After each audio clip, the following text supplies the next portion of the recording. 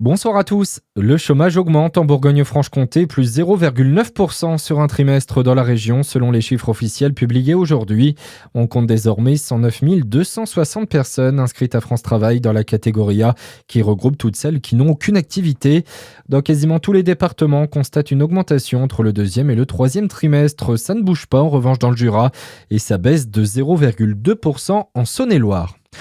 Une information judiciaire ouverte après l'agression place de la République à Dijon en fin de semaine dernière. Un homme d'une trentaine d'années a été gravement blessé, pour rappel, dans la nuit de vendredi à samedi et hospitalisé dans un état critique. Le suspect a été rapidement interpellé puis mis en examen pour violence volontaire et placé en détention provisoire. Un élu de Saône-et-Loire parmi les prévenus au procès de cyberharcèlement contre Brigitte Macron. Il s'agit du deuxième adjoint à la commune de Cules-les-Roches.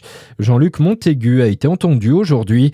Il a assuré que ses messages sur la première dame n'ont pas vocation à s'adresser à une personne en particulier et qu'il n'avait pas l'intention de nuire. Au total, 10 personnes sont jugées depuis hier pour cyberharcèlement sexiste après des propos malveillants qui visaient Brigitte Macron. Un nouveau foyer de dermatose nodulaire bovine a été détecté dans le Jura. C'est le 6e dans le département et le 5e dans le village des Cleux. Face à cette situation, le comité des fêtes de la commune prévoit une journée de soutien pour les agriculteurs touchés le 30 novembre prochain. Les bénéfices seront reversés aux éleveurs de la commune. Ce bon plan pour les vacances, l'aéroport de Dole-Jura va proposer de nouvelles destinations l'année prochaine dans le cadre de partenariats avec des agences de voyage. On retrouve notamment la Laponie, Chypre, Malte, l'Albanie ou encore l'Écosse.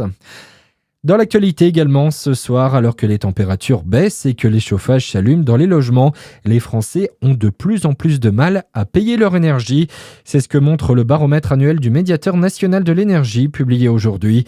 La hausse des factures et la baisse du pouvoir d'achat sont les causes d'une précarité énergétique de plus en plus grande, Christophe Midouget. Plus d'un tiers des foyers ont du mal à payer leurs factures de gaz ou d'électricité. Un chiffre qui ne cesse d'augmenter, 36% cette année, 28% l'an dernier et moins de 20% en 2020. L'étude montre aussi que 3/4 des Français s'astreignent à des restrictions de chauffage, et pas forcément pour des raisons environnementales, mais bien pour faire des économies. Résultat, 35% des ménages révèlent avoir souffert du froid chez eux l'hiver dernier.